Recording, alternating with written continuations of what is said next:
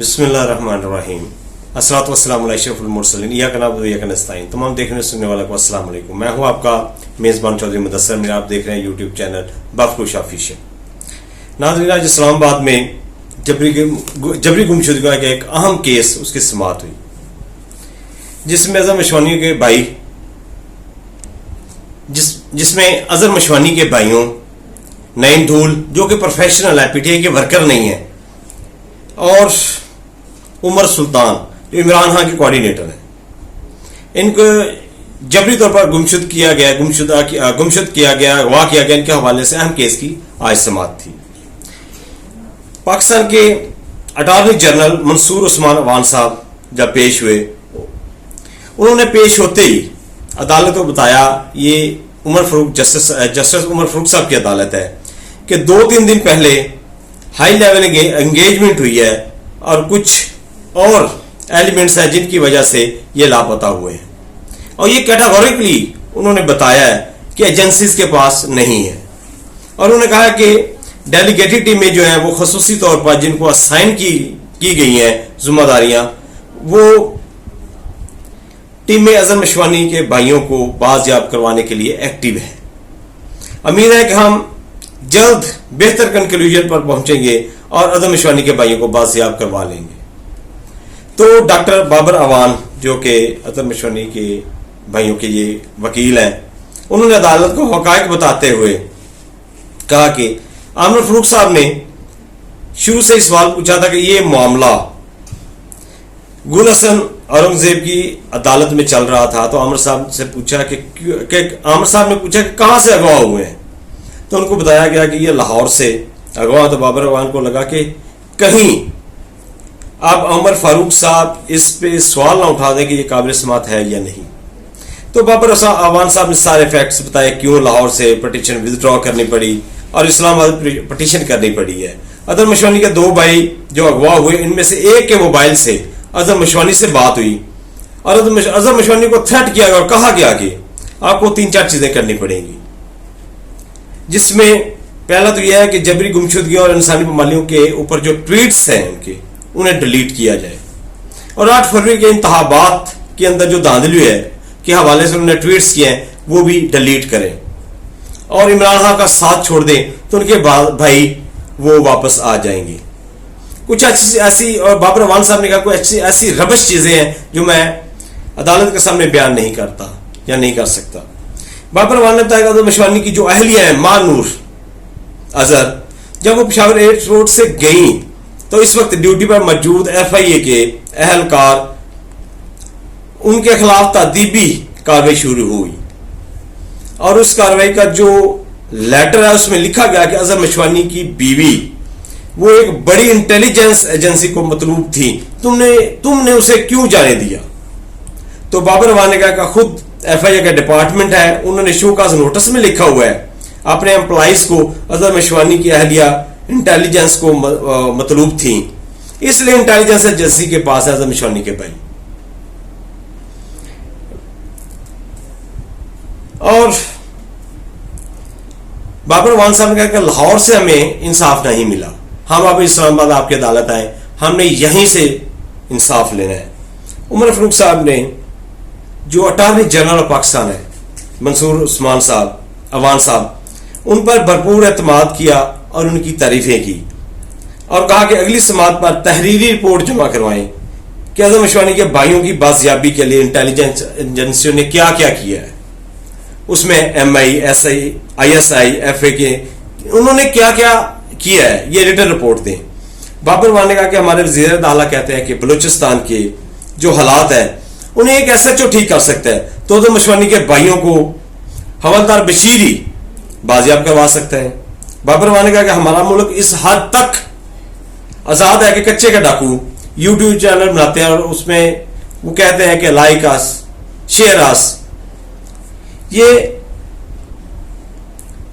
कहते हैं। आमिर फारूक साहब इस पर कहते हैं कि कच्चे में जो कुछ हो रहा है हम बचपन से सुनते आ रहे हैं, ये आज की बात नहीं है। हमें सवाल ये करना चाहिए कि ये खत्म क्यों नहीं हो रहे। कुछ वजह तो है कि ये खत्म ही नहीं हो रहे। फिल्मों में ऐसा होता है, लेकिन ये असल में डाकू है। عمر فاروق صاحب نے کہا کہ اٹارنی جنرل بہت اچھے ہیں، ان کی مزید تعریفیں کی اور کہا کہ وہ غلط کو غلط کہتے ہیں. حالانکہ عمر فاروق صاحب کا سامنے شاید انہوں نے چیمبر میں جا کے غلط کو غلط کہا ہو اٹارنی جنرل صاحب نے، لیکن خالد جوید خان صاحب ایک اٹارنی جنرل تھے پی ٹی آئی کے طور میں، وہ غلط کو غلط کہتے تھے، بلکہ وہ خان صاحب کے سامنے بھی کھڑے ہو جاتے تھے. جب اطہر من اللہ صاحب کی عدالت سے فیصلے آئے تو انہوں نے انٹرا کورٹ اپیل کرنی چاہیے تو انہوں نے انکار کر دیا. انہوں نے خان صاحب کو جا کے بتایا اور خان صاحب ان کی بات کا یقین بھی کرتے تھے، ان کی عزت و احترام بھی کرتے تھے. لیکن یہ اٹارنی جنرل جو ہیں ان کی سمجھ نہیں آ رہی.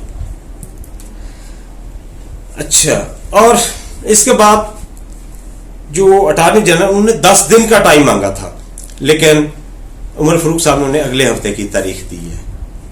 نعیم دول کے کیس میں اظہر صدیق صاحب ہیں، ان کے فیملی وکیل ہیں، انہوں نے کچھ سی سی ٹی وی فوٹیج اور اہم شواہد اٹارنی جنرل کے حوالے کیے، لیکن کچھ نہیں ہوا. انہیں بھی اگلی ہفتے کی تاریخ پیشی بھی ان کی ہے. عمر سلطان صاحب، یہ جو عمران خان کے کوآرڈینیٹر ہیں، وہ اغوا حیران کن طور پر اسلام آباد میں کسی کیمرے نے انہیں کیپچر نہیں کیا. F10 سے ان کو اغوا کیا گیا.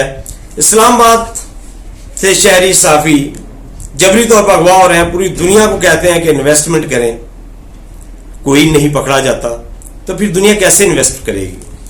جو سیف سٹی کیمرے ہیں وہ ناکام ہو گئے ہیں. اور ایک اچھی چیز ہے، ان کے جو دوست بہت بڑی تعداد میں آئے تھے، پی ٹی آئی کے صرف جو وکلا تھے وہ آئے تھے، ان کے کوئی سیاسی کارکن کو ایم پی ایم این اے وہ نہیں تھے. لیکن یہ عمر سلطان کے دوست احباب بہت اچھی تعداد میں آئے تھے. انہوں نے ذاتی حیثیت میں سی سی ٹی وی فوٹیجز اکٹھی کی. اس میں ایک پولیس کی گاڑی ہے جو ان کو فالو کر رہی ہے، تو انہوں نے راجہ قدیر جنجوا صاحب، ان کے وکیل، انہوں نے بڑے ادب احترام اور ہمبل طریقے سے جج صاحب کو کہا کہ ہم اگر آپ چاہیں تو سی سی ٹی وی فوٹیجز ہم دکھا سکتے ہیں. اچانک عمر فاروق صاحب بھڑک جاتے ہیں، غصے میں آ جاتے ہیں. وہ کہتے ہیں اچھا ہم ایس ایچ او بن جائیں، ہم اپنا کام چھوڑ دیں. آپ وکیلوں کو کیا ہو گیا ہے؟ ہم سے وہ یہ ایس ایچ او کا کام ہے، ان کے لیول کا کام ہے، ہم سے یہ مت کروائیں. اور اس میں پولیس نے اعتراف کیا ہے کہ ہماری ٹیم اس وقت گشت پر تھی، لیکن یہ پولیس کی موجودگی میں بندہ اغوا کرتے ہیں. اس میں کچھ سول سادہ کپڑوں میں بھی لوگ تھے. وہ پولیس کو کور اپ کے لیے، ان کے کور اپ کے لیے ہوتے ہیں کہ کہیں کوئی آدمی اچانک کوئی 40-50 آدمی اکٹھے ہو جائیں، کوئی شور شرابہ ہنگامہ نہ ہو جائے، اس لیے پولیس کو کور اپ کے لیے ہوتی ہے. یہ ان کے دوستوں کی اور فیملی کی ذاتی کوششیں ہیں. عمر فاروق صاحب نے اس میں ایک آرڈر کیا ہے کہ آپ اس معاملے کو ایس پی صاحب دیکھیں گے. یہ دیکھ لیتے ہیں. اور جاتے جاتے چھوٹی چھوٹی 2 باتیں. عمران خان صاحب سختیاں مزید سخت ہو گئی ہیں. جو 8 ستمبر کا جلسہ جو ہی قریب آ رہا ہے، جیسے قریب آ رہا ہے، عمران خان پر سختیاں اسی طرح مزید بڑھ رہی ہیں. کسی نہ کسی طریقے سے حکومت روکنا چاہتی ہے. حکومت اتنا خوفزدہ کیوں ہے اس جلسے سے؟ یہ بھی ایک سوال ہے جو آپ کے لیے چھوڑ کے جا رہا ہوں. اور عمران خان کا جو بچے ہیں، انہوں نے بابا فار چانسلر کی کمپین شروع کی ہے. اس میں انہوں نے ایک پنجابی ٹچ دیا ہے بابا کا، بہت اچھا خوش آئند ہے. اور خان صاحب اس میں کافی کامیاب ہے. اور نون لیگ والے ایسے ہی اس میں ٹانگے اڑا رہے ہیں. نہ ان کا کوئی کینڈیڈیٹ ہے، نہ ان کے خلاف پی ٹی آئی الیکشن لڑ رہی ہے. یہ خان صاحب لڑ رہے ہیں. یہ علیحدہ ایک الیکشن ہے، اس میں نون لیگ کا کوئی تعلق نہیں. یہ خام خواہ عمران خان کو بس گندا کرے گا. یہ کہیں یہ نہ جیت جائے، کہیں پاکستان میں کے حصے میں یہ تھوڑی بہت عزت نہ آ جائے، ایشیا میں عزت نہ آ جائے. جبکہ جو نریندر مودی ہمارے سب سے بڑا دشمن ہے، وہ کہہ چکا ہے کہ اگر عمران جیتتا ہے تو مجھے خوشی ہے کہ ایشیا کا بندہ تو جیتا ہے نا. اور کافی دنیا اس کے لیے دعا بھی ہے، کوشش بھی کر رہے ہیں کہ عمران جیتے. تو انشاءاللہ وہ جیت جائیں گے الیکشن. اگلے ویلاگ تک مجھے اجازت دیجیے. پاکستان زندہ باد، پاک آرمی پائندہ باد.